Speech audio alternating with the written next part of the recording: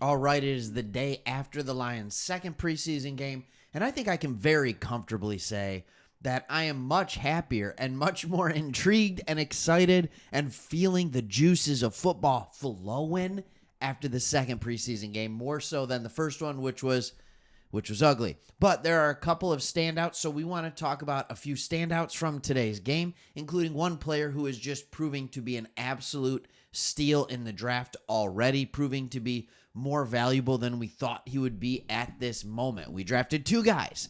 That we knew were developmental guys. One is proving to be a developmental guy, and the other one is proving that he needs to be on the field right now and might actually get some snaps throughout the regular season and is climbing up that depth chart in a very good and very positive way for us. But let's talk first about just a couple of the offensive standouts.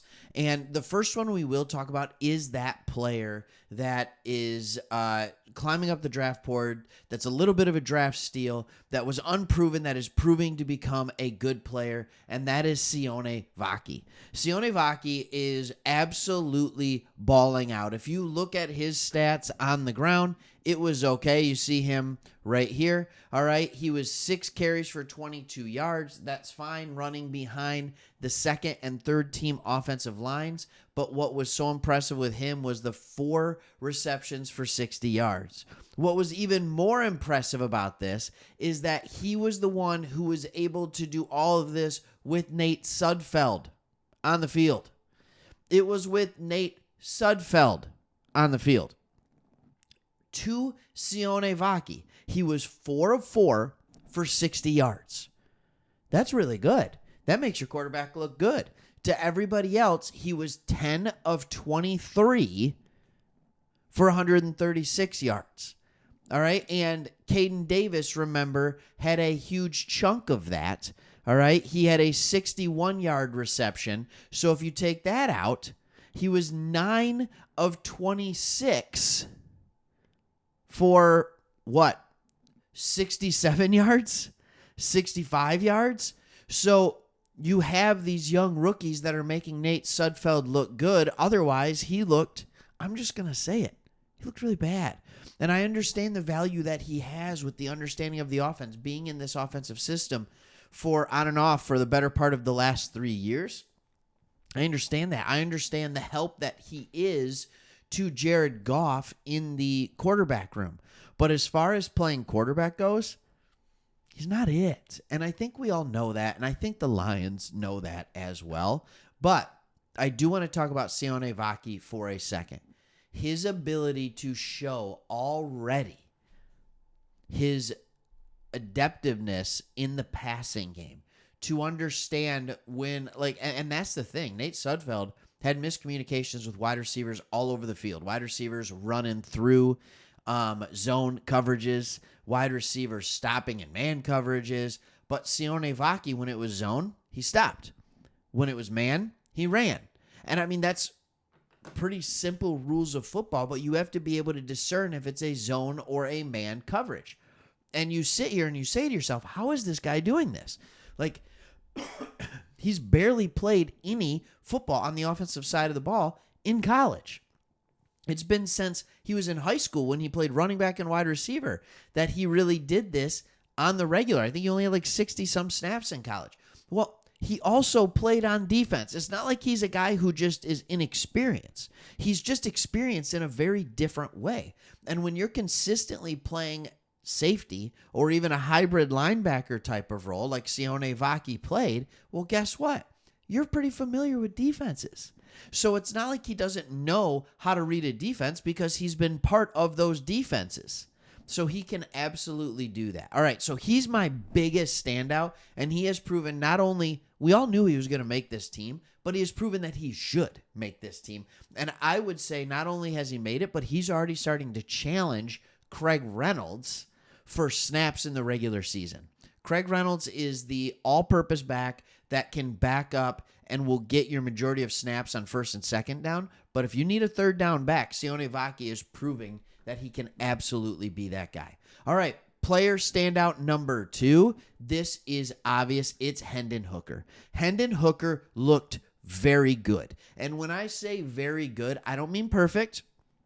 All right, the numbers say that he was remarkable, all right, that he was 12 of 15, 150 yards, 108.3 rating, like all these things look good. He led the team to multiple scoring drives, ran for a touchdown, and led the team down for a comeback victory where he was able to set up Jake Bates with a semi-chip shot game winner. It wasn't a chip shot, though. It wasn't. All right, but also that's because he got him down past the 30, and then we just ran. So with all that being said, Hendon Hooker has made it very clear. So I have one big question. For the Detroit Lions brass, and that question is, why are you still playing Sudfeld ahead of Hooker? All right, in the Lions' final preseason game next week, it's got to be Hooker. And if it's me, and if it's for my money, if Jared Goff isn't playing, Hendon Hooker is playing the entire game. And by the way, if Hendon Hooker doesn't play the entire game, it's because you want to get a look at Jake Fromm in the back half of the second half. But other than that, Hendon Hooker just needs reps. He just needs reps. I was talking and reading about different articles, and it was very unique. Bill O'Brien, who cares, right? I'm a Lions fan. He's never been a coach for us or anything like that. He was talking about the development of Drake May. He's the current Boston College coach. You may know him. He was a Penn State coach. He was OC for the Patriots last year. He's been the head coach for the Texans. Anyways, he said that he believes for young quarterbacks, right, they're not going to learn by holding a clipboard next to the coach. I disagree with that, by the way. I think they absolutely can learn in that scenario and in that situation. But he said they need to play like crazy in the preseason. His argument was for Drake May of the Patriots to play like crazy. I'm making that same argument for Hendon Hooker. It was good to see him get a large amount of snaps to play an entire half in this one. All right, and all he did in that second half was prove he needs to play more. He seemingly was able to read the defense better than Sudfeld. He seemingly, I don't know if he was able to read the defense better. He was actually able to make the throws. Now, he didn't make them perfectly. He had a lot of throws that were like kind of behind, kind of behind. There was one throw to Tom Kennedy that was a little behind. I don't know if he read it as zone. I don't know what happened, but it ended up in Tom Kennedy being leveled to the ground about 7 feet above the ground and then falling straight down. I'm sure that did not feel good, but Tom Kennedy stayed in the game because that's who he is, all right? I've got to love that guy. But Hendon Hooker looked the part. He ran for another touchdown. His arm was lively after the first play-action boot miss. He was 12 of 14 for 150 yards after that first missed throw. I thought he looked everything like he should look, and I just realized I've just been sitting there with the stats up the whole time. He looked as good as he should have.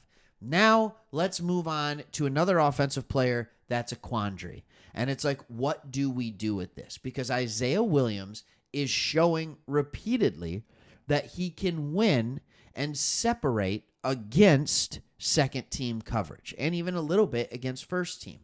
All right, he is proving that to the tone of 6 catches for 71 yards. He had some big plays. He did have the fumble in the return, in the punt return, which isn't great. But 6 catches on 8 targets. When we're sitting here and we have the announcer, Golden Tate, our boy, the Golden Tater, right? He was obsessed with Isaiah Williams. It seems like every play is like, I'd be looking at Isaiah Williams on this play, every single play. All right, and he liked him. The question isn't whether or not he's good enough to make an NFL roster. The problem you have now is he's playing so well, you're not going to be able to stash him on your practice squad. So what do you do? What do you do? Do you keep 3 slot receivers in St. Brown, Khalif Raymond, and Isaiah Williams, and then you just have Jamison Williams and Donovan Peoples-Jones on the outside, and you keep 5 receivers? Or do you need to keep 6 receivers because this is a guy who can do things in a bunch of different areas, right? I think one of the ways he was proving that he could make this team was as a reliable punt returner, and then he fumbled the punt return. That's not good. Like if Kali Freeman is going to be heavily involved in the offense this year, you want to have guys like Isaiah Williams that you can put back there on a punt return to make sure that Kali Freeman isn't getting injured on those type of plays because you want him playing in the game. Isaiah Williams is not the fastest human on earth, but he's proven to be very quick. All right, he looked good. He was very easily able to get separation. He is an NFL caliber wide receiver. The question is, will he be the NFL caliber receiver for the Detroit Lions? That's my question. All right, now when it comes to the defensive side of the football, because I want to do it, I don't have any big standouts on the defensive side of the ball. Don't worry, I'm going to get to special teams as well. All right, I don't have any huge standouts because nobody just went off.